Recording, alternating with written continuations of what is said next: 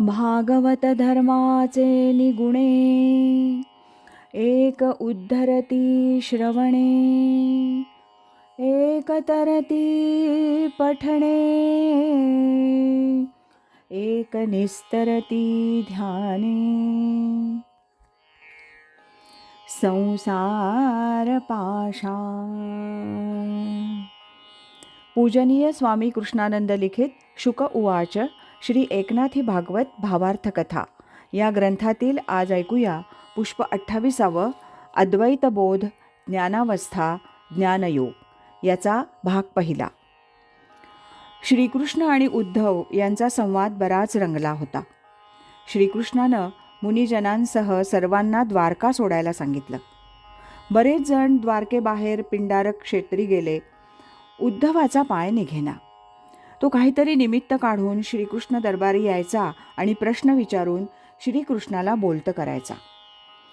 उद्धव हा श्रीकृष्णाचा परमभक्त होता. त्याच्या प्रश्नांना डावलणं श्रीकृष्णाला अवघड जात होतं. भक्ताला निशंक करणं हे भगवंताचं ब्रीद असतं. त्यातून उद्धवाच्या प्रश्नात जनहिताचा कळवळा होता. त्यामुळे सर्व प्रश्नांचं सविस्तर विवेचन करून उद्धवाचं समाधान करणं हे भगवंतांनी ठरवलं होतं. पुरुरवा सम्राटाच्या कथेतून केवळ कामासक्तीतून अधःपतन कसं होतं ते समजलं आणि पश्चात्ताप दग्ध अवस्थेत जीव जाणीवेत येतो हे समजलं. सामान्य जनांसाठी भगवंतांनी पूजास्थानं, पूजा मूर्ती आणि पूजाविधी इत्यादी सर्व सांगितलं, परंतु ज्ञानी भक्ताची अवस्था यापेक्षा वरच्या स्तरावर असते हे आवर्जून सांगितलं. आज भगवंतांच्या मनात काही वेगळंच होतं. उद्धवाला पाहताच त्यांनी पुढे होऊन त्याचे दोन्ही हात धरून आपल्या शेजारील आसनावर बसवलं. उद्धवाशी बोलण्यात भगवान श्रीकृष्णांना आनंद होत होता. ते म्हणाले, उद्धवा, सामान्य जीव देहाच्या आसक्तीत गुरफटला जातो. त्यामुळे त्याला परमगती प्राप्त होत नाही. परमगतीसाठी आत्मोपासना घडायला हवी. आत्मा हा एक प्रकाशधन आहे. तो नित्य मुक्त असतो. त्याला गुणधर्म नसतात. उद्धवानं मध्येच विचारलं, देवा, देह हा जड आहे. जडाला बंधन कसं येतं? जर आत्म्याच्या आधारे जीवाचं कार्य चालतं तर जीवाला कोणतं बंधन पडतं आणि ते कसं? श्रीकृष्ण सांगू लागले, उद्धवा, देहाचे, इंद्रियांचे, प्राणाचे, मनाचे हे धर्म वेगवेगळे असतात. जसं स्थूल, कृश, गौर हे देहाचे धर्म, बहिरा, मुका हे इंद्रियांचे धर्म, तसंच तहान, भूक हे प्राणाचे धर्म आणि काम, क्रोध हे मनाचे धर्म आहेत. या सर्व धर्मानुसार तिन्ही अवस्थातून जीवाचं जीवन चाललेलं असतं. देहाच्या या देहात्म भावनेतून भ्रांतावस्था निर्माण होते आणि अज्ञानात जीवन जगतो. विषयांचे भोग आणि मनाचे संकल्प विकल्प हेच या भ्रांतावस्थेला कारणीभूत होतात. आत्मा यापासून संपूर्ण निराळा असतो. तो या कशातही गुंतत नाही. पण मौज अशी की आत्म्याच्या सामर्थ्यानं हे सर्व घडत असतं आणि बंधनात बांधला जातो तो म्हणजे देह होय. देहभाव जाऊन जेव्हा जीव आत्मभावात येतो तेव्हा जीवाचं जीवन संजीवन होतं.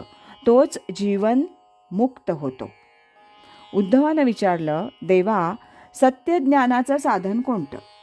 श्रीकृष्ण म्हणाले, मायेची ओळख होण्यासाठी सांसारिक कर्माचा पश्चात्ताप व्हावा लागतो. सांसारिक कर्म ही नश्वर सुखाकडे नेणारी आहेत हे समजायला हवं. अशी जाणीव झालेला जीवच सत्यज्ञानाकडे वळतो. त्या मार्गाची वाट दाखवणारा सद्गुरू भेटला की जीवाचा उन्नत प्रवास सुरू होतो. गुरुनिष्ठ साधनेतून देहीचं मिथ्यापण कळतं. द्वैतातून अद्वैताचा बोध होतो. देवा, अद्वैताचा बोध म्हणजे काय? साधक भक्ताच्या जाणीवेत काय बदल होतो हे थोडं सविस्तर सांगावं. उद्धवानं विनंती केली. उद्धवा, तुला योग्य प्रश्न बरे सुचतात. भगवंत म्हणाले, ऐक, मनुष्य सदा सर्वदा द्वैताचंच वावरत असतो. तू, मी, तुझं, माझं इतकंच काय, सारं जगच द्वैतातच असतं. द्वैतातूनच जगाचे व्यवहार चालतात, कारण यात देवघेव असते. कुणीतरी देणारा आणि कुणीतरी घेणारा असे भाव असतात. परंतु साधकाला देहाचं मिथ्यापण उमजतं. किंबहुना जगव्यवहार ही परस्पर सोय असली तरी ते सर्व नश्वर आहे हे कळतं. तेव्हा साधक त्या व्यवहारात मनानं गुंतत नाही. सर्वात असून सर्वांपासून अलिप्त राहण्याची कला त्याला साधलेली असते. तशी निश्चलता त्यानं ध्यानानं प्राप्त केलेली असते. तो आत्मज्ञानाच्या प्रासादात उभा असतो. आज इथेच थांबूया. याचा दुसरा भाग आपण उद्या ऐकूया. नमो व्यासमूर्ते नमो शुकदेवा. दिला मुमुक्षुसी त्वा अक्षय ठेवा. कथा भावरूपे घडली आहाते. करी समर्पित गुरुचरणाते. हरि ओम तत्सत.